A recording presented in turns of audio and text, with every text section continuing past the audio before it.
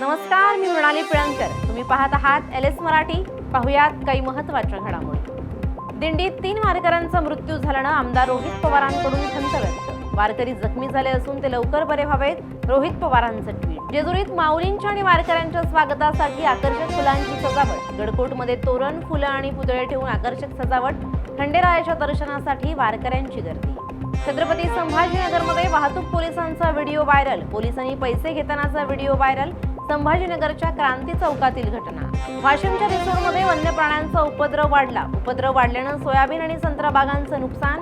One विभागाकडे उपाययोजनांची शेतकऱ्यांची मागणी. वाशिममध्ये खरीप हंगामातील सोयाबीन पिकाच्या डवरवणीला सुरुवात. बैलजोडीच्या सहाय्यानं शेतकऱ्यांची लगबग सुरू. वाशिम जिल्ह्यात पावसानं पाठ फिरवल्यानं धनगरांचा परतीचा प्रवास ठप्प. महाराणांवर हजारो मेंढ्यांसह तळ. बीडच्या अंबाजोगाई शाळेच्या सेवकाचा मृतदेह आढळला. मृतदेह आढळल्यानं परिसरात खळबळ. खून की अपघात, पोलिसांकडून तपास सुरू. नाशिकच्या सातपूर गंगापूर पोलिसांची धडक कारवाई. टवाळखोर आणि मद्यपींवर कारवाई. नागरिकांच्या तक्रारीनंतर पोलिसांची धडक कारवाई. छत्रपती संभाजीनगरमध्ये डिजिटलायझेशनच्या कामात हलगर्जीपणा. गंगापूरच्या 121 मतदान बिएलओना कारण दाखवा नोटीस. 24 तासांच्या आत स्पष्टीकरण देण्याचे आदेश. गडचिरोलीत रस्त्याअभावी आजारी रुग्णाला खाटेवरून नदी पार करावी लागली. आजारी रुग्णांची जीवघेणी वाहतूक.